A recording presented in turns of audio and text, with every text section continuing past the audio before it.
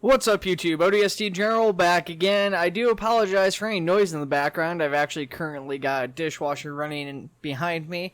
I am running this in Audacity, though, so I should be able to remove that noise. Regardless, if it's still there, I do apologize. Without further introduction, let's go ahead and get into it. This is obviously the OpTrade News Roundup. So the first picture I used as a thumbnail. There isn't actually much news behind this. This is just a really cool screenshot by, I believe it was Samsung Healy took this one, of a few elites out in the Tanoa Woods with a bunch of fog and stuff, and it just looks really cool. Obviously, the elites that are out right now, nobody really likes using because they aren't very good in so many respects of the word, but it's really cool to see them made look a lot like more badass.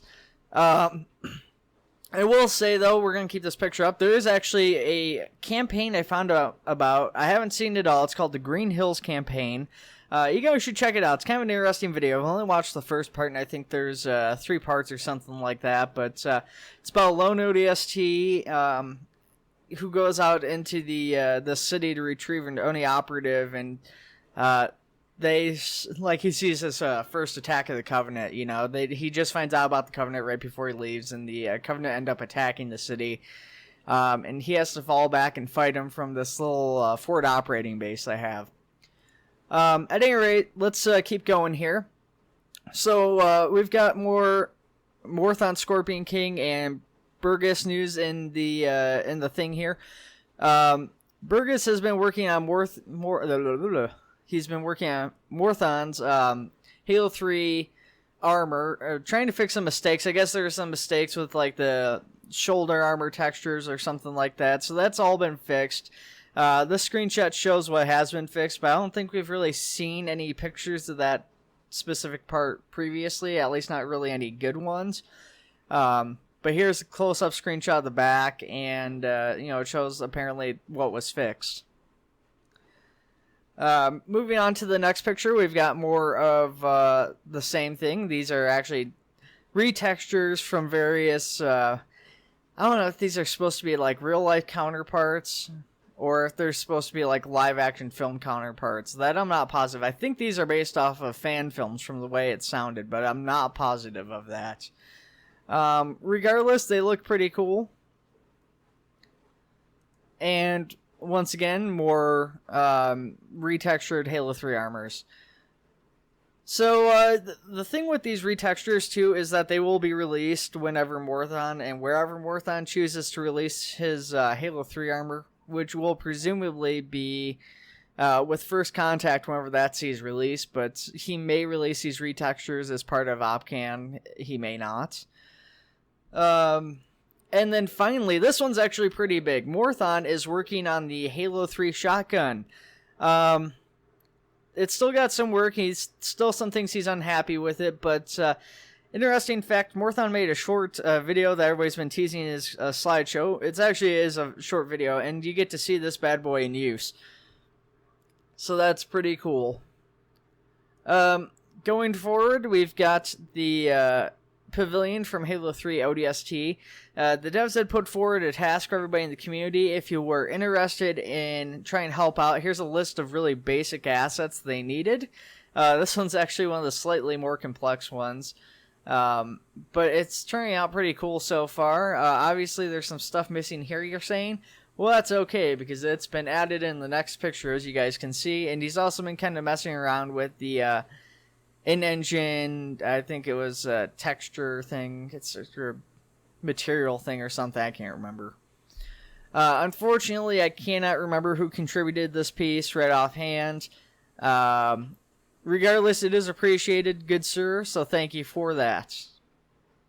You guys are going to like this next one, though. The Scorpion Tank. Okay, so this bad boy is finally getting truly worked on and developed for the mod. The devs are sick of everybody asking every 10 minutes where the Scorpion is, so they're working on actually putting it in. We have not heard as much news about this one as we have the others. This is like a low poly mesh version or something, showing off that it is an engine. It obviously still has a lot of work to go. There still needs to have some more detail. There is a picture with more detail, though. I don't know if we're going to end up actually seeing that or not. So if we go ahead and go to the next picture, you can see a higher detailed version. As you guys can see, we've kind of discussed this in previous versions, but this is being rebuilt from a different modder. It's got two cockpits, one for a driver, one for a gunner. This makes it fit both within the actual Halo lore, where it says it needs two people unless they have cybernetic implants. And then it also works with Arma, because Arma basically needs two people for a tank. Alright, moving on, we've got the IFV. This one's kind of driving me nuts, to be honest with you guys. Halo doesn't have... Well, Halo's got some concept IFVs. It's never actually seen anything in-game, including like Halo Wars or any of the extended lore. There's some pictures of IFVs and stuff like that that never made to fruition. But instead of choosing one of those as a template, Zephyr Souza opted to go with one of her own design. As you guys can see, it's pretty sci-fi looking. It almost feels like it could fit in Aliens, but I liked it. What drives me nuts is that this has been open to the community, and so obviously different people are going to want different things from it. Some people were happy with the way it was. Some people are saying it's too big. Some people are saying it's too small. Some people are saying that's too angular in certain areas. The only thing I really didn't like was that they changed the turrets. As you guys can see on these current pictures, it's got the Scorpion turrets. And, you know, maybe that didn't feel quite in place. I thought it looked pretty good. Unfortunately, a lot of people didn't like it, so they opted to change it. Now, I will say this. If you look at the current U.S. military, the turrets are different on, like, the Bradley to the Abrams, you know, to other, you know, fighting vehicles that we employ, like our IFVs and stuff. So, I mean, it's not ridiculous that's different, but I did feel that having that turret housing that the Scorpion used tied it in a little bit better with the actual Halo lore, since this is not a an actual vehicle. I think it kind of added that little extra bit of authenticity to it. Regardless, this new turret looks pretty good. It does feel like it fits a little bit better on here, I would say, than the Scorpion turret, but still, like I said, I prefer the Scorpion. That's just my opinion. So this is the first redesign of that new turret here. You can see it's vastly different from the Scorpion turret. It's a lot lower on the IFV, first of all. The whole thing with the Scorpion turret was supposed to be that so it can shoot up over stuff. This thing's pretty tall anyways. You can see there's the optics above the turrets still, similar housing to the Scorpion's turret's housing. And, you know, this is a relatively small caliber compared to those previous pictures of the Scorpion turret. Now, bear in mind that Scorpion turret had a few different barrels that would go on there, and this one does too. So, we get to see a side shot. Get to see there's something going on in the back. It looks like a rack or something of some kind. This one should have actually probably been a little bit earlier, because this does not have the optics in this angle. But this is a good side shot of the details in the turret. And then as we go forward here, we get to see a picture of one where they've added this. They've moved the turret over to the side just a wee bit, and they've added like an optics housing thing. That's what that part sticking out is that's where they're going to start storing the optics. I do apologize, guys, if any of these pictures are out of order. I added all these over like a week and a half, 2 weeks. And so, you know, I didn't number them as I got them. So, of course, some of them probably ended up out of order. I also skipped some pictures, but here's a top view. So this is kind of interesting just to see that rack and how it blends into the turret. It looks like there's a little bit of a dip or something, but it doesn't look like the rack itself goes completely in, so it doesn't necessarily look like it's designed to hold anything. It's just kind of there. The optics housing, though, pretty cool looking. You guys will get to see a better shot in the next picture here. And in the next picture, they added a pretty big change. I didn't have the pictures from in between here. They added a rocket launcher to the side of this bad boy. So this rocket launcher, like the Bradley, folds up, and is able to fire 2 Spanker rockets. This thing cannot be reloaded unless you're, at a vehicle reload point, presumably, but it doesn't reload like, an infantry rocket launcher would. Going from the side, you can also see, the same Spanker. You can get a better look at those optics that were in the last picture, as well as presumably the viewport for the driver or something. It's like 3 cameras or 3 headlights or something on there. I'm not really sure what they're supposed to be. Pretty much more of the same here. This is, of course, the rockets folded up into a firing position. Got a better look down the turret here. View you don't want to have in the game. And here's a top up-close view of the turret, so you can see its folding mechanism. Then if you look on the left side here, you can see an ejection chamber for the shells from the main turret itself, from the standard shells. They eject out that side port there. More of the front here. That actually feels very similar to the previous one here, so I'm wondering if I got duplicates. No, this one's not the same. This one's got a larger turret. So yeah, you can't really tell in these pictures. This is the larger turret they're showing off in these pictures. We'll get a farther out view. So this one from the left side here, this has a better shot of the ejection chamber. You can see part of the metal folds up and there's a sliding door that is there, so when it fires around, that door pops up or whatever and then ejects out the round.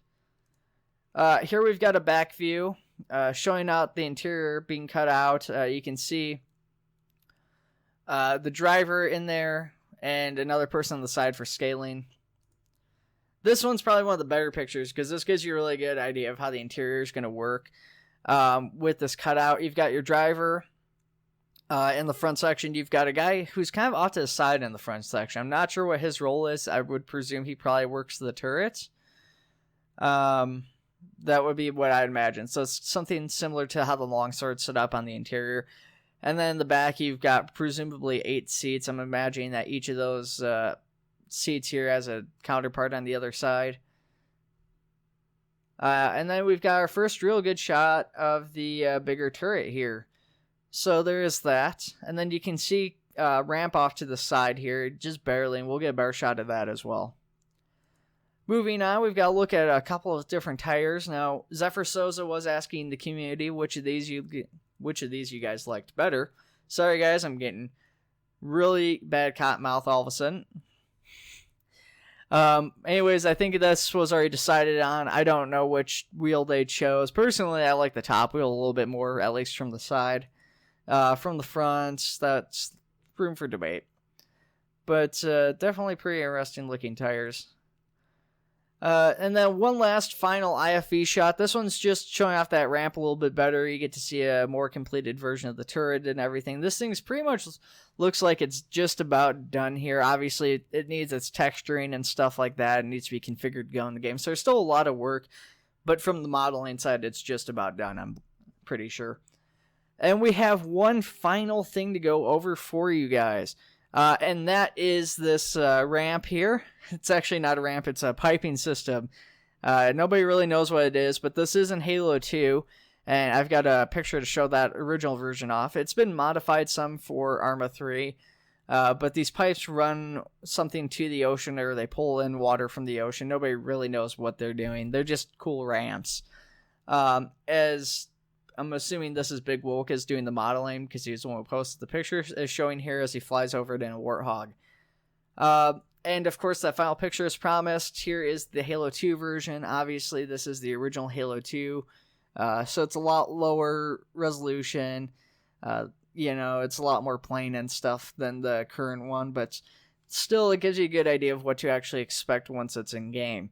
At any rate, guys, I hope you enjoyed the video. I know I kind of stumbled over myself a few times there. Kind of had a hard time talking, getting this cotton mouth. If anybody wants to send water, feel free to send water. No, just kidding. And I will see you guys in the next video. And also be prepared, because that Helljumpers website, the 17th ODST, the one I talked about previously, will be going live soon, guys. So be ready for that, and I will have more information on that very, very soon for you. All right, take it easy.